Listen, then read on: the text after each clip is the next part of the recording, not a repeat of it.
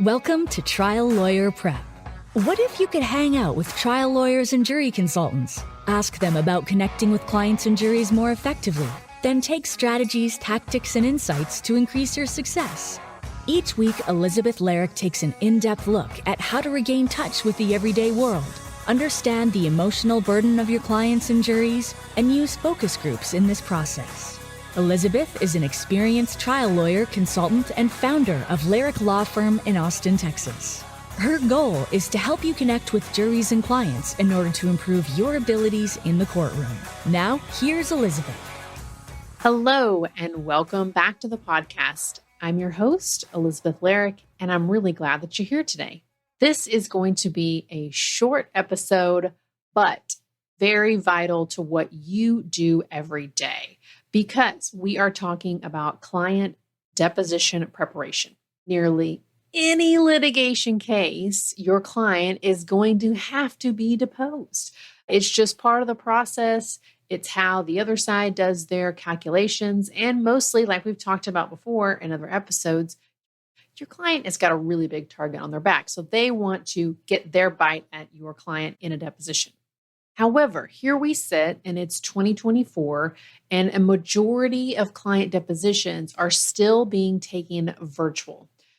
In my experience, what I have been seeing and helping lawyers with deposition prep, a good chunk is still being taken virtually. And so I wanted to put this episode out to kind of a little bit of refresh, but also tell you what the experience has been that I have seen that really helps specifically with preparation.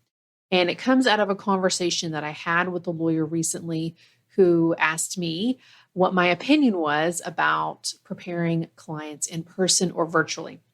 And what I told him was, hey, listen, here's how I think of it, which is practice like you play.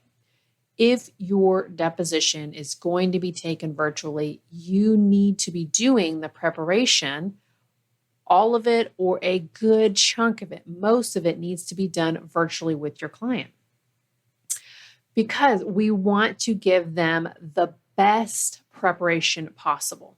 So even if you are going to just spend maybe an hour on one day and an hour on another day with your client, again, we've talked about the extreme benefits of separating your prep out on 2 different days.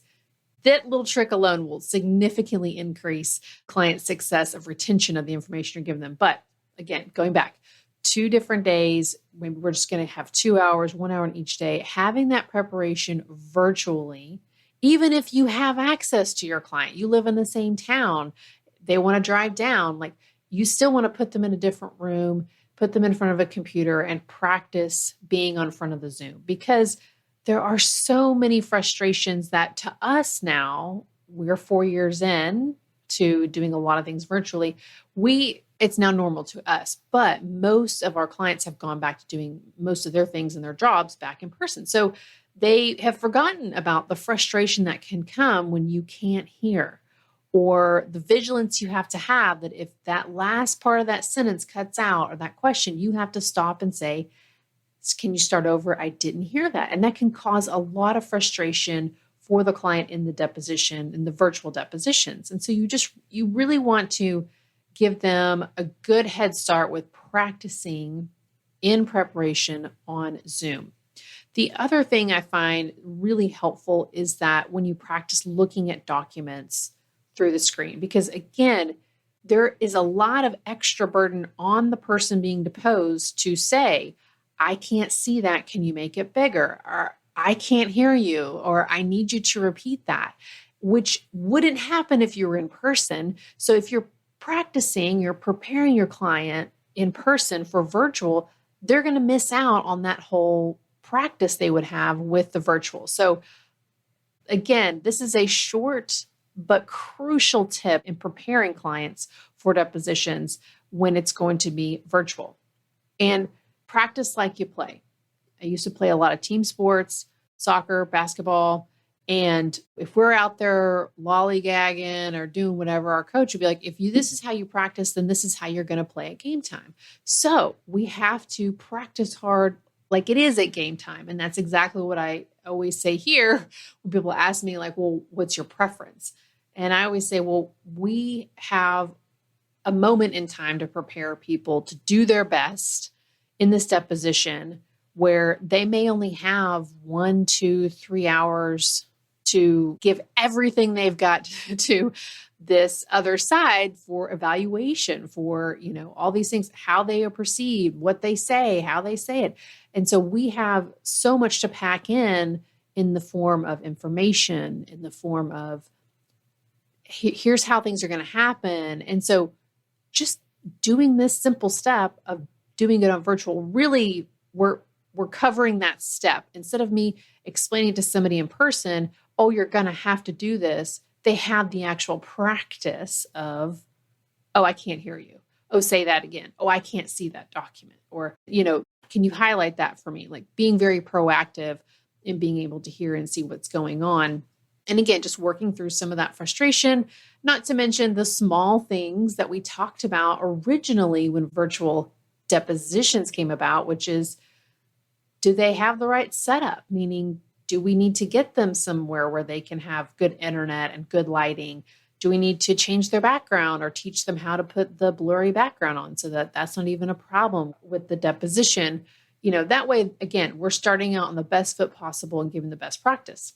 Now, if our deposition is in person, then yes, all or most of your preparation should be in person. Again, for that same reason, being face-to-face, having that different emotional connection that somebody may have, or that pressure, right, of being, deposed with a bunch of strangers in a room. Again, this is always why when we are preparing for a deposition in person, we don't prepare somebody at their home in a place where they are very comfortable. Like we prepare in a stale conference room, because that is how that deposition will be. A stale, emotionless room, right? Versus being at home, right, where there's a lot of comfort. And that's the same thing with virtual, right?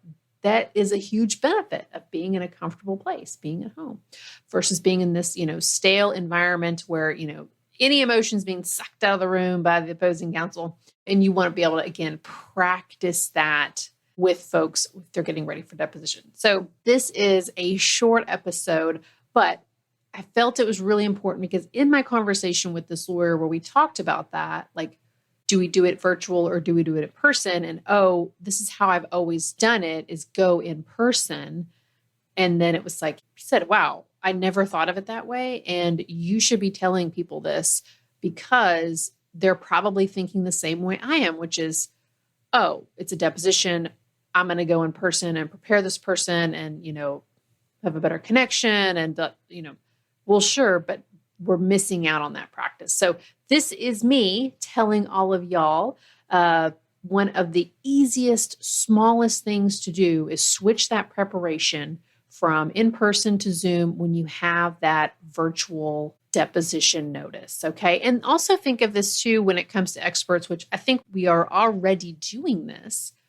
But if you're not, same rule applies for our experts, right? Give them that practice if they're not used to it.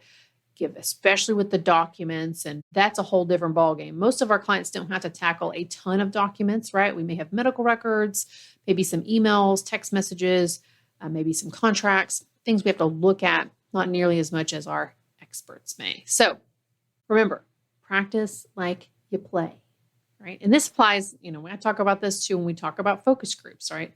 Practice like you play because you want it to feel as realistic as game time as possible, right? So that's what we're doing here today. Okay, I hope that this episode was helpful.